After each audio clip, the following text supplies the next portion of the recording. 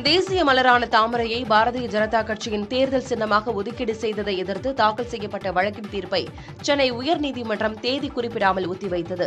தேசிய மலரான தாமரையை ஒரு அரசியல் கட்சிக்கு ஒதுக்கியது அநீதி எனவும் நாட்டின் ஒருமைப்பாட்டை இழிவுபடுத்துவது என கூறி நாமக்கல் மாவட்டத்தைச் சேர்ந்த சமூக ஆர்வலரும் அகிம்சை சோஷலிச கட்சியின் நிறுவன தலைவருமான டி. ரமேஷ் என்பவர் சென்னை உயர்நீதிமன்றத்தில் பொதுநல வழக்கை தாக்கல் செய்திருந்தார். அந்த மனுவில் பாஜகவுக்கு தாமரை சின்னம் ஒதுக்கீடு செய்ததை ரத்து செய்ய கோரி கடந்த செப்டம்பர் மாதம் இந்திய தேர்தல் ஆணையத்தில் கோரிக்கை மனு அளித்தும் நடவடிக்கை மேற்கொள்ளப்படவில்லை எனவும் தெரிவித்திருந்தார். தனது மனுவை பரிசீலித்து பாஜகவுக்கு ஒதுக்கப்பட்ட தாமரை சின்னத்தை ரத்து செய்ய வேண்டும் என மனுவில் கோரிக்கை விடுத்திருந்தார். இந்த வழக்கு தலைமை நீதிபதி கங்கா பூர்வாலா மற்றும் நீதிபதி பரத சக்கரவர்த்தி ஆகியோர் அமர்வில் விசாரணைக்கு வந்தது. அப்போது மனுதாரர் தரப்பில் தாமரை தேசிய சின்னமாக அறிவிக்கப்பட்டிருக்கிறது, சில மாநில அரசுகளும் அதை மாநில சின்னமாக அறிவித்துள்ளன.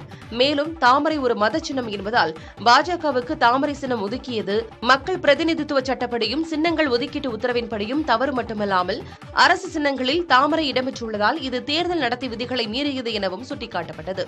இந்த வாதங்களை கேட்ட நீதிபதிகள் மனு மீதான தீர்ப்பை தேதி குறிப்பிடாமல் தள்ளி வைத்தனர்.